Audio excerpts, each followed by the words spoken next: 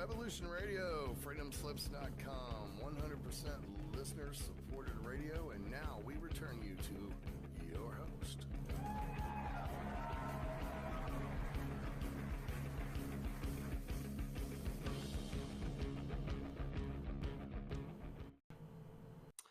Thank you, Nighthawk from the great hunting grounds in the beyond.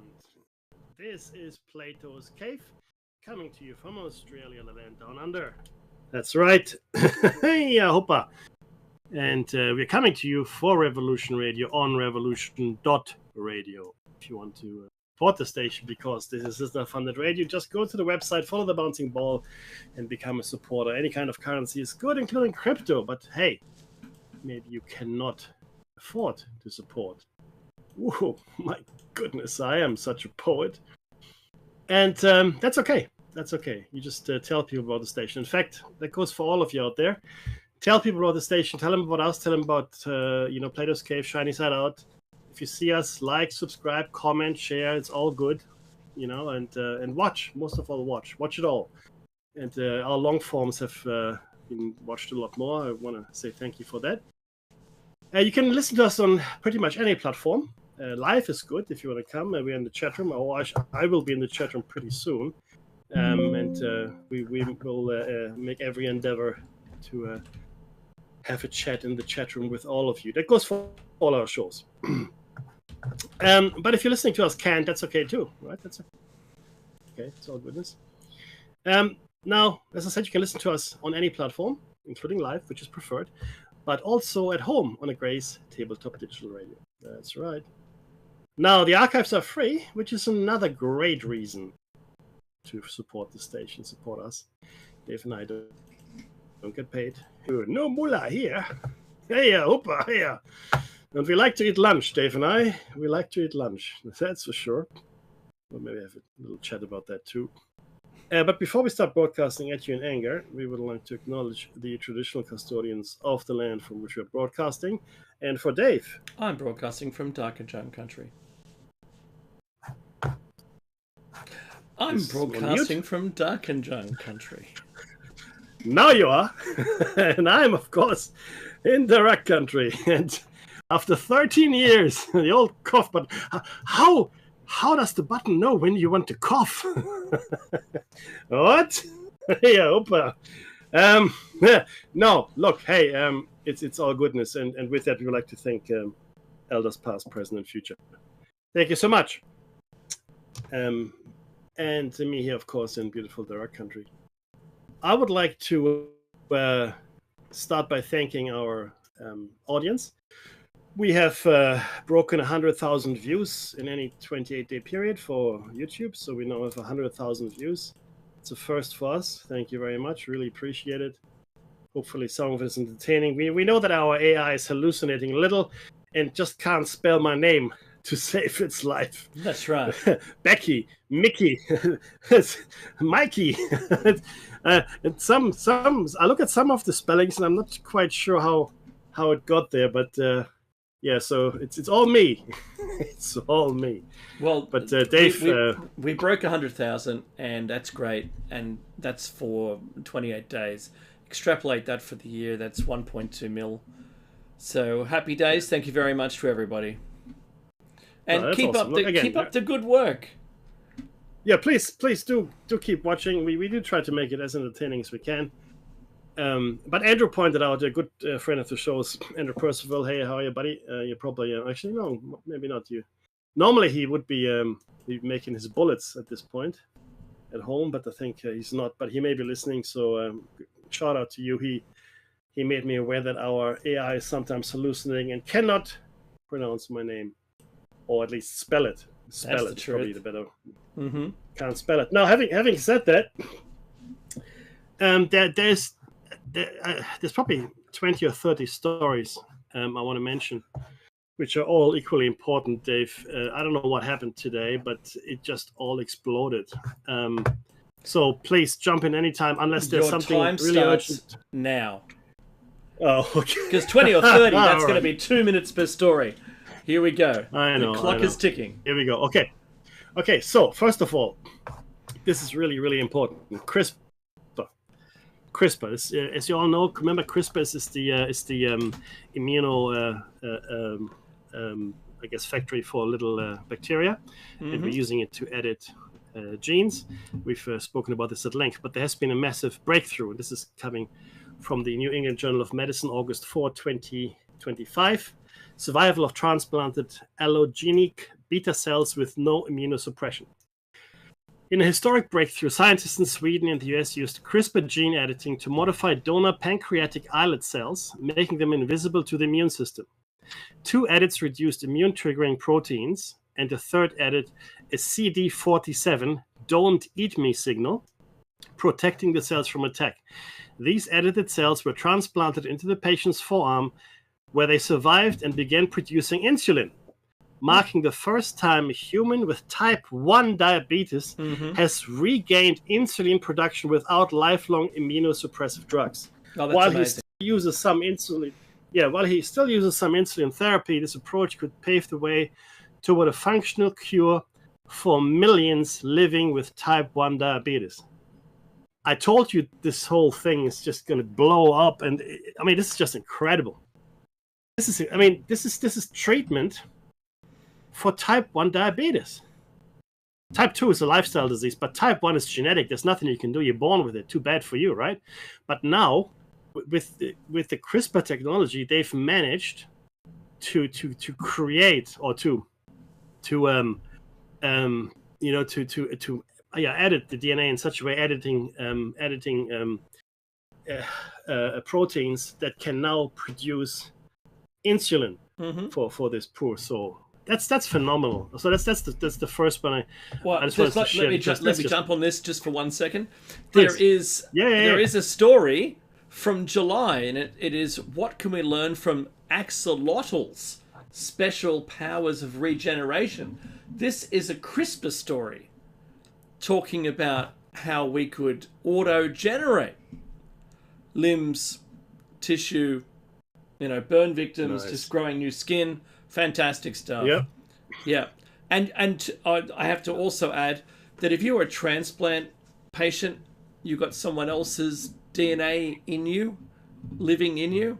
I like the "don't eat" signal that they gave those cells. However, you should be able to then target the DNA of the transplanted organ and turn it into your DNA. Yeah. Think about that. I mean, that's possible. No, absolutely. Yeah. Oh, look, I think it is, but I'm just so pleased that for once there's a doing great something news. for Not good. Well, yeah, I mean, not just a good news story, but this is potentially a great news story, because I had a girl in my class in high school in Germany, and she was born with type 1 diabetes, and the prognosis is maybe you live to your 20s if you're lucky, right? That's right. So I don't know what happened to her. So obviously this is now a long time ago, but I'm thinking all these kids, that are born with it now, and even if you're an adult living with it, you might even have a fighting chance here. So that was the first one that I just wanted to share with everybody. I thought it was just phenomenal. Great story. And the next one, Becky, after the show, send me all the links and I'll put them below in the video. Yeah. Oh, yeah, 100%. Do I still have the links? I think I do. Oh, you will. I'll find it. All right. I'll find it again. Here we go. I got it.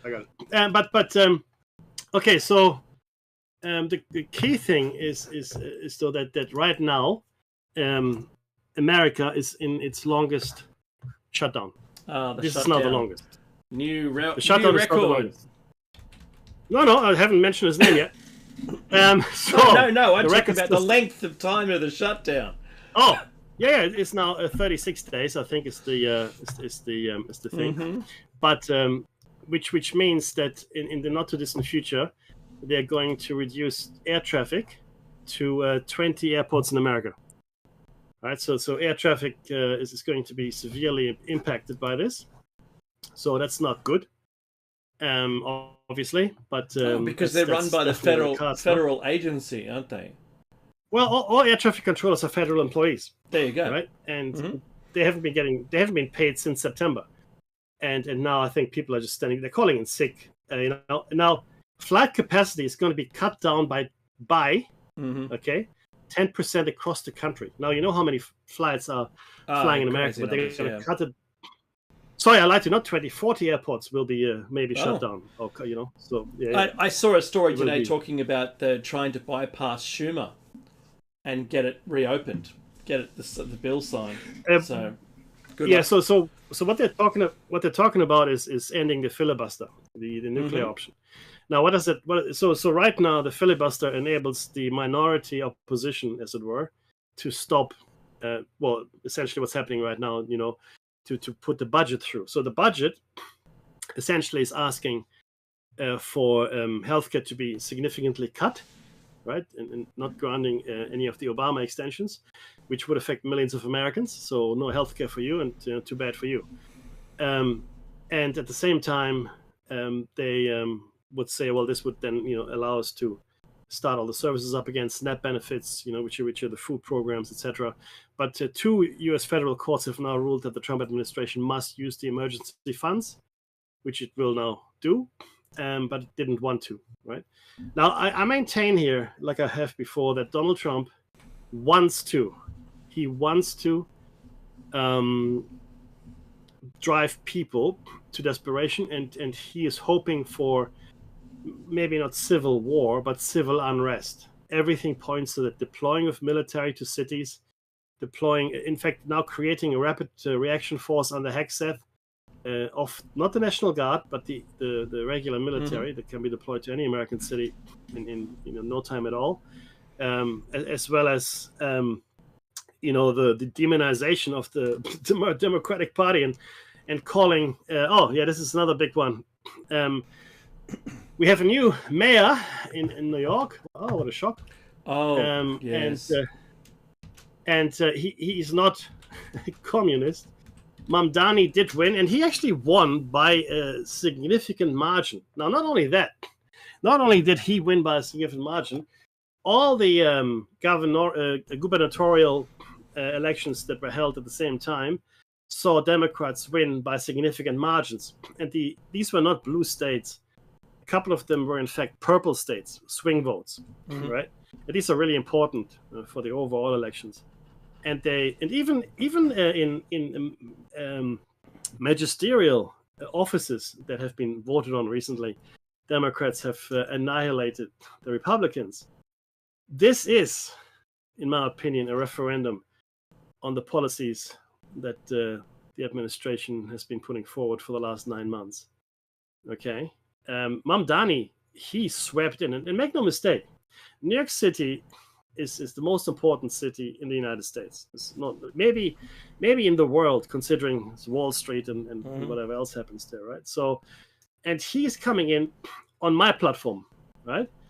He says he's a democratic socialist. Well, I'm a social democrat. There are differences, and he believes what I believe. I don't think we can afford billionaires anymore. I do believe that there's enough wealth in most nations to pay for education, to pay for transportation, to pay for health, right? To pay for all the basic things that make a society civil, essentially, right? And we should all be able to enjoy all of this thing. All our children should have, similar chances at life. And of course, the super rich and the parasites don't want to hear about it. But I do hope that he's able to get his policies through. And like I said, a lot of the young people voted for him.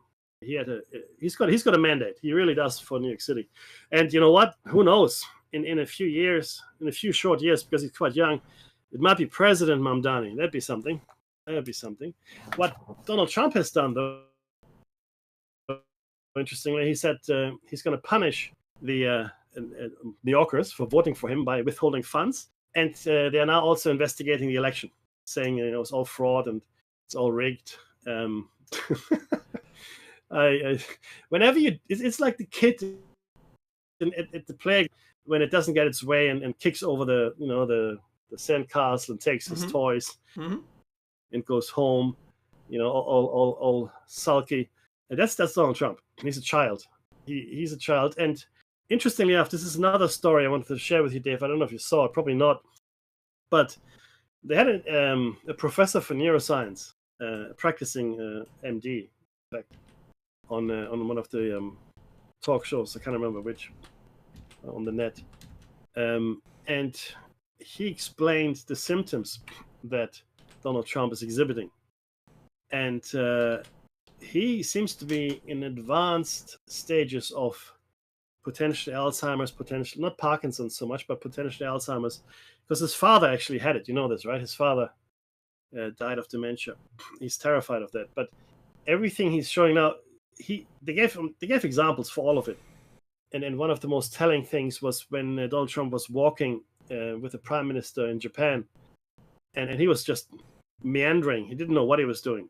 You know, he had to be guided by the soldiers. He had to be guided by the prime minister to stand here, stand over there, like you would your grandfather if you go shopping and your grandfather is elderly and can't really find his way anymore. This is all the fun he's made of Biden. I think it's happening to him, and I mean this in a serious way. I mean, I have nothing in the game here. I've got no stake in the game. I don't care. But it looks like the Americans will soon have a president that is no longer fully capable of fulfilling the role. They had it already with Biden. I reckon the last 6 months of Biden's administration, he wasn't in a state to run the country, in my opinion only. And I think Donald Trump is now at a stage in his administration where he's no longer able to fulfill the needs for the presidential office. And the same neuroscientist, the doctor, said that he doesn't think Trump is going to see out his presidency. He doesn't think he's going to last a full term. So we'll see. We'll see. I wonder who's making his breakfast coffee. Oh well, you know, it could. No, like I said, his father had it as well, so it's genetic, right? Yeah, had it, but you know. But is there someone in the staff that's making a nice coffee? Let me make you a coffee, sir. Right, every day. Why does it taste like arsenic? Now the interesting thing is this, and you have to really put two and two together here, right? With these things, he did have an MRI, right? And an MRI is not part of a regular checkup. You don't go to the doctor and have your physical, like your annual or whatever, whenever, how often you have it, you know, and the doctor goes, hey, let's go and have an MRI. An MRI is only taken to look at something or to confirm a diagnosis or suspicion. There's no other reason to do an MRI. You could have some brain scarring, Mackie. Well, that's right. So, but again, right? But the questions have been asked, and nobody's answering the questions around why, and what were the results. No one has answered that question yet. In Caroline, not anyone in the administration. So that's very interesting. So I'm having an MRI tomorrow, actually. Yeah, but there's a reason you have it, right? Yeah, and I just hope you don't jump again. So, a medial men's cycle tear is why I'm being hobbling. So so what's the next story, Mickey? What have we got? Yeah, so let's keep going, right? Now the next one is Gaza, and Gaza is in complete ruins. I've seen pictures now, and I mean, it does look like Mad Max has come through. It is dreadful, and this will never be rebuilt. People can't live there. So totally, apparently the story today was they handed over the remnants of one of the other hostages. Correct. That's just what's in our mainstream, yeah. Yeah, and there are six more. That means there's 6 more dead hostages. Now this hostage had only arrived in Israel 5 weeks prior to the attack. He was a student, I think, from I want to say somewhere from Africa. I want to say the Sudan, but probably not. Mm-hmm. Nigeria, maybe. I do apologize if I got it wrong. And he went there to study agriculture. He wanted to take it back to his country to essentially, obviously practice it and help his people. So that's it's awful. It's awful. And it will. People can't live there. It will take. Look, Germany looked the same. Maybe not even this bad, but Germany looked pretty bad, and it took Germany the better part of 10 years to rebuild, right? And that's with all Germans, holding together and putting in the effort and getting billions and billions of dollars from the Americans under the Marshall Plan, right? And unless something similar happens here, and then the key thing here as well is you have to get rid of all the ordnance that didn't explode, right? That's another thing. Yeah. Plus, you have to get the bodies out. It is dreadful. It is dreadful. In the squalor that remains, Mackie, there's, I'm not putting words or ideas into people's brains here.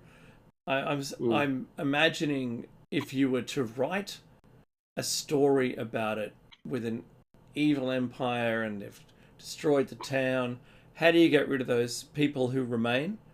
And thoughts go through my head. I'm not saying it should be done. Like I said, it's a fictional scenario. I didn't agree with the war and the conflict in the first place. How much balance is there in balance?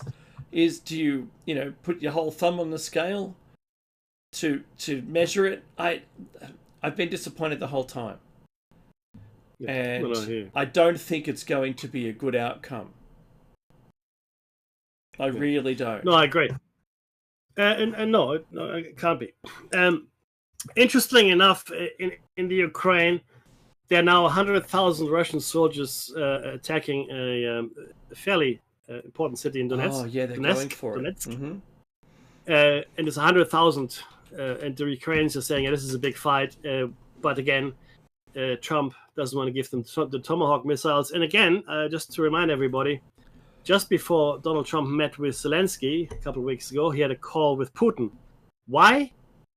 For the life of me, I know why, but if you didn't know, then you would go. Why, for the life of you, would he do that?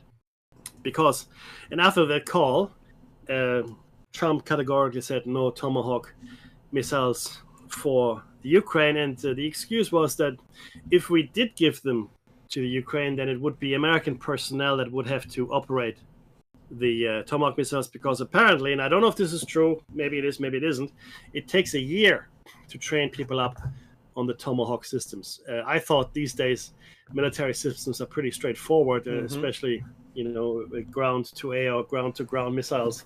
So, but again, I don't know. So that could very well be true. Maybe someone in the chat or out in the world knows if it is true. It doesn't matter ultimately. What matters is that Ukraine is not getting those Tomahawks. And I maintain that. See, this is utter craziness, right? The Democrat lady, the Congress lady, still hasn't been sworn in, right? She hasn't been sworn in, and the reason why she can't be sworn in has been changing. Okay, the Speaker of the House has been giving 15 different reasons why he can't swear her in, and the government is still shut down.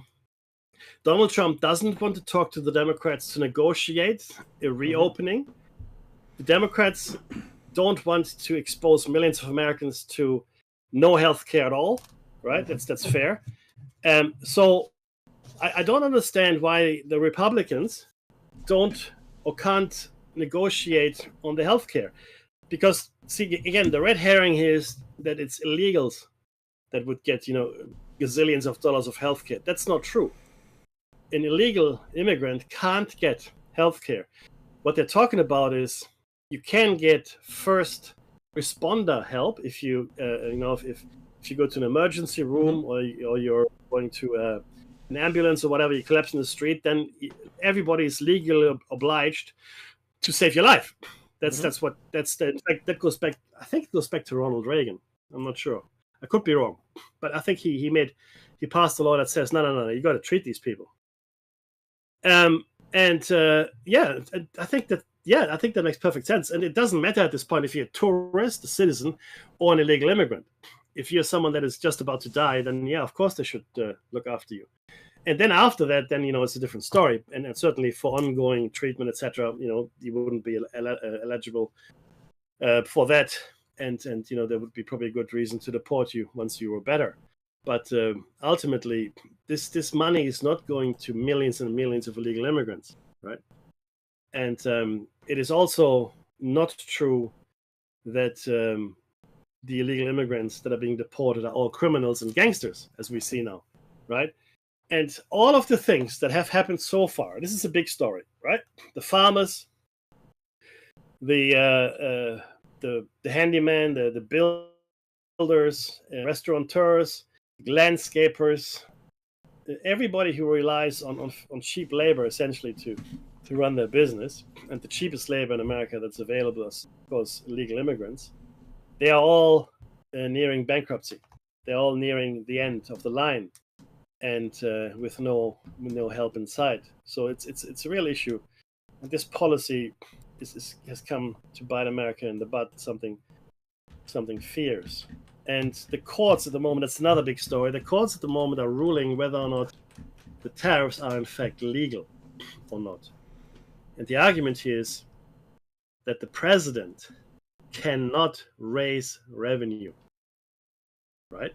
President cannot raise revenue. Only Congress can do that. So essentially, think of Congress as the bank.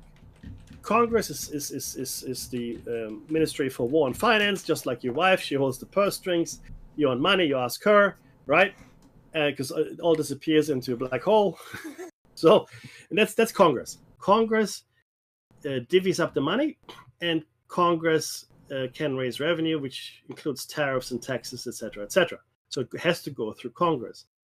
Tariffs are raising revenue, and that is the contention here. The president doesn't have the right, constitutionally, to raise revenue, and then we should be hearing a ruling pretty soon on that.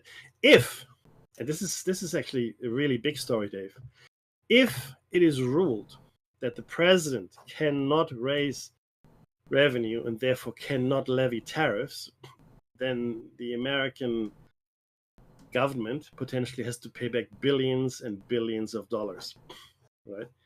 So that's going to be very interesting. Another thing, another big story, are the extrajudicial killings, the attacks on the Venezuelan or Costa Rican or whatever they are, Colombian boats, alleged drug boats that have been, blown up by the military, and now scores of people have been killed. Some people say some innocent fishermen have been killed. Now, again, the right to declare war, right, or to authorize violence in this fashion sits with Congress, right?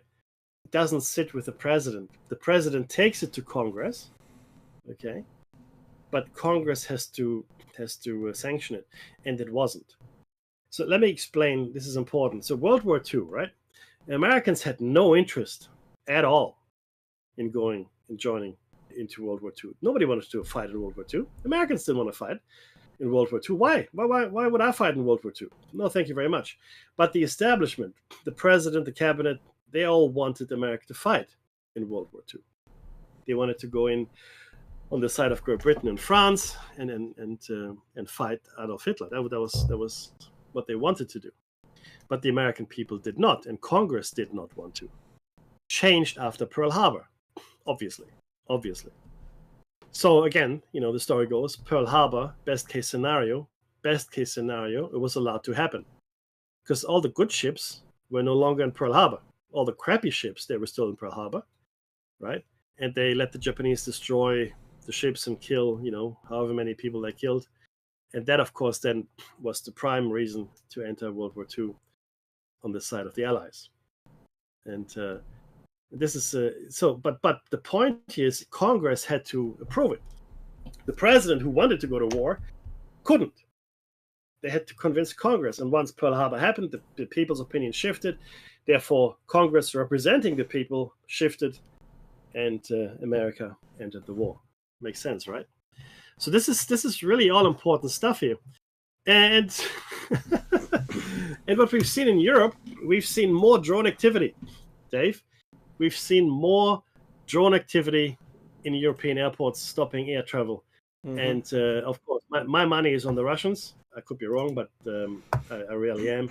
So I do believe that it's the Russians that are doing it. So this is really interesting. Do you know Ben Shapiro? Yes. So Ben Shapiro is pretty far right, I'd say. He's there with all the other right pundits. Would you say? Yes. Yes. Do you know what he says? What does he say? He says that Trump's tariffs are illegal and unconstitutional. Mm-hmm. That's a big. So there are a lot of diehard MAGA, and this is another big story, right? There are a lot of diehard MAGA influences. Tucker Carlson, as I said, Ben Shapiro, and there's this lady, I forget her name, the African American lady. She was the friend. Owens. Candace Owens, thank you. They are all very much jumping off the Trump bandwagon. They're very much going to, I guess, trying to forge their own way now. And I think they're starting to see what I've been saying for the longest time, that Donald Trump has no interest in helping the American people at all. So another person, Mackie, was also Megyn Kelly. She was criticizing the election effort prior to the election, the terrible polls, which gave people false hope that the Republicans would win, and they didn't. Yeah. And that they recognized, like she's saying, even she was making the call, that they should not have let the Republican person run. They should have stood down, because those number differences were what crossed the line for Modi, right? So I think it's, if I said his name right, for New York, I think that's I'm seeing it too. I'm agreeing with you. The standing down and saying, look, it's, hey, we're going to support you up to a line, and then after that, it's like, where are they going? That's too far. Yeah, and I think we've crossed this now, but still, interestingly enough, both Congress and the Senate, as well as the immediate members of the administration, are still slavishly following Trump's every command, which I find, but it's astounding, right? To see. Now, something completely different as the story goes. Oh, I had something that lines up with this. I know, like right? a segue. What? No, I'm going to segue. In that case, please go. I want to. It's liked in a whole bunch of ways. I typed in, as you've watched this show in the long form, I've been typing in the topic that Mackie's talking about, and up comes stories related to it. I typed this in, Starmer, as in Keir Starmer, digital ID. And what do I get? 0 digital ID commentary. 0. Not a single one. Not a single one. It's in the ABC website. No, that's interesting. Because he was just annihilated on air in Britain. Wow. If you type Starmer digital ID, there's an interview where he's claiming that it's going to stop illegal immigration because people in sweatshops won't have a digital ID. And he couldn't explain how that was going to actually stop illegal workers. And funny enough, the person presses him until he gets angry, and then he starts to outline exactly what it's all for in defense of the digital ID. He's talking about access to money. You won't be able to get it. Your banks will have your digital ID, and if you don't have it, you can't interface with the bank. That's insane. In England, they've just put digital ID in, and I think 2 weeks after they did that, they made that carbon label on all the food. And now they're tracking the carbon use in the digital ID immediately. Like it was never even a discussion point. And as soon as they put that in, shush, there you go, done. And now it's all linked to all of the face rec and all the cameras. It's second most camera, surveilled nation in the world. And you wait. This is going to be the point at which, and I mentioned this last show, we're not protesting. And I think the left in Australia, our current government, under the national broadcaster, is limiting what you can see when you type in digital ID. You don't get nothing. No, not a single story. Mm-hmm. And it is there. It's all proof. So, and I've got it on screen. There's not a single story about it. But if I do it in Google, there it comes up. So I'm going to relinquish my time back to you, Mackie. No, all good. This is going to be a significant shift in storytelling. This is about the 3I Atlas, mysterious object that is traveling through our solar system right now. As we know, it did move 10 Earth radiuses, which was about 60,000 kilometers. Perihelion, which was closest to the sun, completely unprecedented. Not only that, it was non-gravitational acceleration, which means there was no gravitational source which could have influenced it to change its course and speed up in this way. And nothing that we know of, at least, right? Unless there's something invisible at that point near the sun that has a very strong gravitational pull. They talked about, the scientists are talking about, the only two ways of accelerating the way it did was to lose mass. And there you would see a large coma as it outgassed. Yes. That would be a sign that would then move its trajectory away from the sun and lessen, or it didn't happen. What we couldn't see as maybe self-powered. Yeah, well, that's the thing. Exactly. It did change colors to blue and then to red. Now, none of this makes any sense, and you're right. It should have lost about 13% of its, but it didn't. That's the thing, it didn't.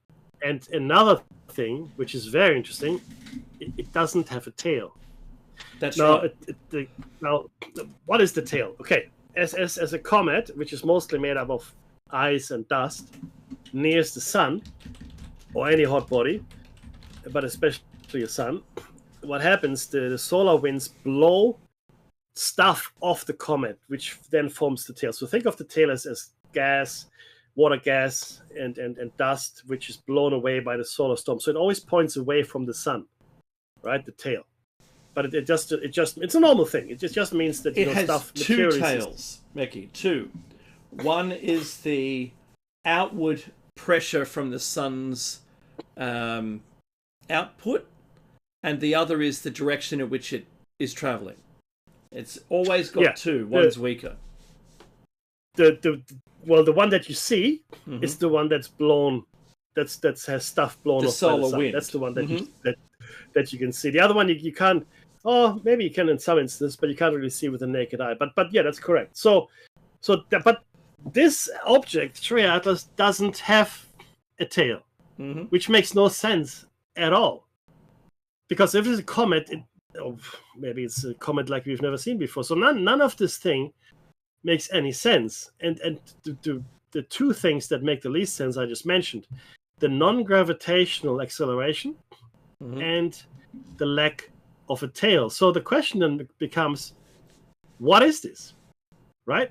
And clearly, if I'm not saying it's an alien spacecraft, but what I'm saying is, but clearly, even after hundreds of years of observing the skies, and even in recent times having amazing, telescopes, Hubble telescope, looking deep into the past, billions of years into the past of the universe, seeing galaxies and mapping super clusters of galaxies, we still don't know really anything. if this surprises us, right?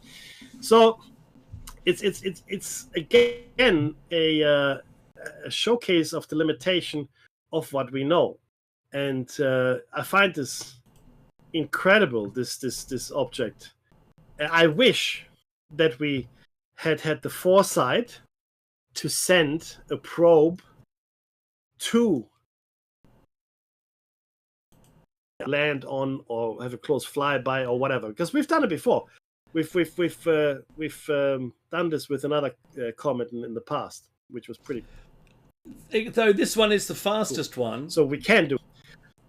It's traveling very fast. Our runway was very short in being able to do this, and we can't catch up. Oh, yeah. Because it's going so fast, whizzing by on the other side. It's too far away for us to attempt it. But see, but see, that's what I'm saying. We should have had these. We should have these things ready.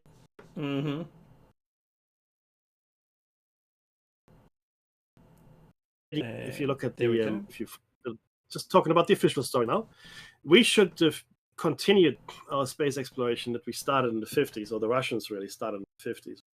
And we should have continued it. Because if we had continued it, because there was a 50-year gap where our astronauts were really just bus drivers. Earth orbit. That's all. The shuttle was just a bus. Driving a bus, an expensive bus, and it's a complicated bus, and it wasn't easy to do, but it was just a bus. Ferrying things back and forth between the space station and low Earth orbit, be it satellites or material or scientists, whatever it might be. But yeah, but it was a bus service. We didn't do anything. We didn't build anything. We didn't go back to the moon. We didn't make any forays into Mars. We didn't build any large space. By the way, if we had built large space platforms at the Lagrange points around the Earth, and there are 5 of them, if memory serves, space travel would become immensely more affordable. Okay, the most money in space travel, the expensive bit, is to escape Earth's gravitational pull. Like you can't escape the gravitational tunnel, or the gravitational well of the Earth, unless you use a lot of fuel, right? And that fuel is expensive. So if you can't get to escape velocity, break away from Earth's gravity, you're stuck in low Earth orbit, even high Earth orbit.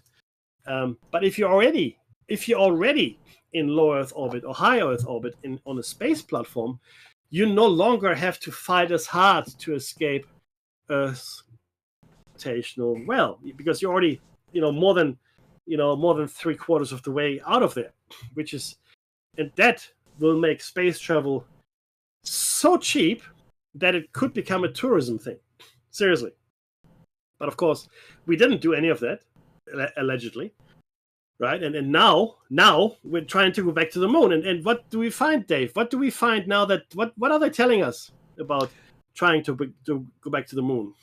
Oh, you can't, because the radiation's too strong, and the amount of weight in shielding that would be required. This is official NASA words. Would be too heavy, it'd be prohibitive. You wouldn't be able to do it. We have forgotten. We have forgotten how to get to the moon, and I'm thinking to myself, okay, so in the 60s or the 50s when they started, then the 60s, the computers they had now reside in your smartwatch. Your smartwatch has more computing power than all of NASA had back in the 60s. That's right. Your smartwatch. And you're telling me, with AI and quantum computing and all kinds of other supercomputers and many more engineers and mathematicians and physicists, etc., plus another 50 years of learning on top of what we had, you're telling me, we can't remember how to do that. That came on top of the cherry which I thought was the cherry, but it wasn't. This was the cherry. But it came on top of the news that, we lost all the original tapes of the moon landing. Yeah, we taped over them. Friends sporting event or something, right? Yeah, it was Super Bowl 97. Was we awesome. We destroyed them all. There's nothing there. Yeah, the most important thing that humans were supposed to have done. We just got rid of it. Yeah. Who needed it? Yeah. Oh, I like what Unshaken is saying. Sorry, I didn't see Unshaken. My apologies. Unshaken here is saying, Trump's arrangement works both ways. Yeah. Yeah, in fact, it is swinging more toward those who still think he's a superhero. I agree, Unshaken. I agree. I completely agree. It's look, I liked that Donald Trump had or was running for president back in his first term. I like. You know why I liked it? Because he was not connected to anyone in Washington. I thought it was great. It was going to be a shake-up. I did some research. That's right. Yeah, completely. If nothing else, that Dave is right. That would be the minimum effect that he would have. But then I did some research, and then we saw what he did. He didn't really get to do what he was. COVID happened, a whole bunch of stuff happened, essentially, right? Which really didn't give him the chance to achieve what he, in my opinion, wanted to achieve. And we know what he wanted to achieve if we look at the first 9 months of his administration now, so we get a good idea of what he really wanted to do. That's right. But then I got to thinking more and more, and I know I said it before, but why did anyone ever think that a billionaire that was born with a silver spoon in his mouth, bankrupted a casino, didn't really work a day in his life, created a media image, was best friends with a pedophile for 10 years, it was convicted in a civil court, a predator, right? Had to pay people millions of dollars in lawsuits. Why did we ever think that a guy like that, who has never shown any kind of charity toward anyone, right? I mean, he owned the Miss Teenage America pageant or something or other, right? And he was bragging how he could go into the dressing rooms, looking at those young girls as they were in various states of undress. Why did we ever? Why not me? I didn't think it, but why did anyone ever think that this person would be the person that would clear out the swamp and have no make no mistake, have no doubt. I believe the swamp is deep and dirty and stinky, and it still is, and it's not being cleaned out. And just because Epstein is dead doesn't mean his business is dead. Trust me when I say this. Whatever nefarious activities he was undertaking, someone else has stepped into it and has taken over the running of those things. Different locations now, sure enough, right? Maybe slightly different services, I have no idea. But there's no way that this kind of service goes away. Because we're talking about thousands of girls here that were ferried around globally. Virginia Giuffre was in Epstein's grasp for 2 years. That's what she documented. That's what we're talking about really normally when we talk about this. Only 2 years. He was operating for the better part of 30 years. Okay? And globally. And there were thousands of girls that we know about. And the girls that were involved, the English-speaking girls, that there were many, many girls from Europe that didn't speak English that were involved here as well, that we might never hear about. Right? So do you really think that the men, and it is mostly men, that had these appetites all of a sudden stopped having these appetites just because Epstein is dead? So let me put it this way. Dave, let's say someone is a heroin addict, right? And they like taking heroin and they can't wait to get the next shot of heroin, and this is all they're thinking about. And then the heroin dealer dies. Do you think that guy is now thinking, oh, well, I better not take heroin anymore because, Bob is dead and Bob was my heroin dealer, so that's it for heroin? I don't think so. Okay? I don't think that's going to happen. Okay, I think our friend is going to find another heroin dealer that will supply him with what he needs. And this is the same. This is the same. If you think that any of this has stopped because Epstein is dead, because what's her name is in prison, Ghislaine Maxwell, right? If you think that stopped this thing, no. You think because Prince Andrew, he's a member of the royal family. He was the Queen's favorite son. Yeah? He was involved with this. How much higher do you want to go? In the book, and Dave was quite right in pointing out that it was edited and things had been redacted. In the book, it says there was a prime minister still alive, or an ex-prime minister, I should say, of England, that was in there and choking the girl or whatever. And they're terrified to name names, because if they name names, you can't start your car in the morning, and you better check your brake lines. You better check your brake lines before you go down that hairpin, right? So, yeah, it's. I think I covered most of what I wanted to do. Well, let me just talk about the swamp for a minute, because you're right. You're right with all of that. I watched the entire Joe Rogan and Elon Musk 3-hour show, interview. There's no interview, really. It's just a talk between two people. And I thought that was interesting that the discussion, when it got to like the swamp and American politics, and particularly with what they found in the Doge cleanup, was that they couldn't clean everything up. It would be too risky for their lives. So just minimizing the corruption he said that 80-20 was a good percentage to work on, where they were calling out, this is Elon Musk, not me, in the interview, you can watch it yourself, 80% of the corruption was on the Republican side, on the Democrat side, and it wasn't a completely innocent Republican side. They had about 20%. And they, at both sides, were complaining about the cleanup. That, to me, tells you more about politics than anything else.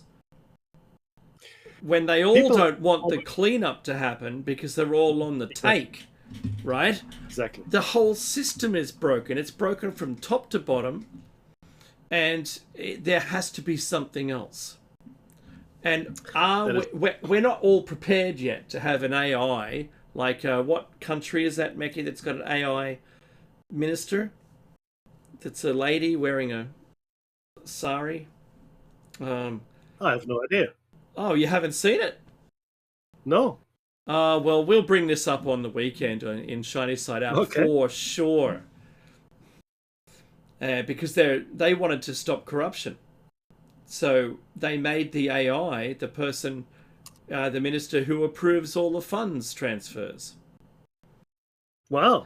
And it's a visual person. It's like, the gorilla, Gorillas, the band, where they have the animated people as the band members. Fantastic, right? Great concept. Well, they've done the same thing. And they've got this minister that is there. It's a lady, AI. And she recently presented, not a bill, but an idea to the rest of the Congress there in that country, the Senate, and said, I'm going to birth 18 more ministers. I'm going to have 18 children. And that is to immediately replace everybody. Nice. So I'm not sure they have the controls set in the right, like the levers in the right spot for that, because as soon as you put AI in charge, it could just decide that's it for all the humans because you're all crooks. Yes. Look, which country was this? I'll see. Keep talking about that's your idea, and I'll see if I can find it. We'll bring it to you on Sunday, the full story, because that's fascinating stuff. Albania. Albania. I kid you not. Oh, good Lord. Albania. So the story I'm putting it on the middle screen right now, right? So our AI minister, pregnant with 83, I was wrong, 83 children. Albania's PM, a bizarre claim stuns the internet. And I'll share the story with you so you can see it. Thank you. And it'll be in the link below the video as well. Perfect. Albania, Mickey. It had to happen. Why not? When I tell people, Mickey, when I tell them that all of our future is being tested in little chunks all around the planet, they look at me like I have two heads. Digital ID, right? You think carbon, yes. The greening of the world by trying to eliminate all of us, by limiting what we can do, where we can go. Every one of these trials is happening individually around the planet. And this one, Albania, gets an AI minister. Who knew? No, I didn't. Clearly, that's new news to me. I find this fascinating. I've sent you the link. Maybe. Thank you. But look, you're right though. And what we're seeing is that all of these things are being tested. There was a guy called Barry Smith back in the 90s. He was a reverend out of New Zealand. Went to his lectures. He was in the conspiracy and so forth. Christian revivalist. Fascinating stuff. And all of the stuff he has said, except for one thing, they have come true. And what he said was this: most of the things that they're trying out or want to try out on a global basis, right? They're trying out first in New Zealand and in Australia, because the populations are small and fairly phlegmatic, meaning we're quite passive and we're quite easygoing, right? Yeah, that's true. And we don't really get bothered by much, like not really. It's that's the Australian spirit, which is great. It's a great spirit, but it also makes us susceptible to, I guess, becoming guinea pigs and test cases for manipulation. So a lot of stuff that you like. I mean, Australia is the first country to bring in, the age ban for social media. That's Why right. Australia of all places, right? And that's the music. Oh, jeez. Thank you so much for listening. This has been Plato's Cave on a Thursday tonight, or this morning for you, potentially. Don't go anywhere. Something awesome is going to come up. Don't touch that dial. We thank you very much for listening. If you see us out in the wild, like, subscribe, share, comment. All of that is good. Please do all of that. And Dave, what do we say? Be safe, everyone.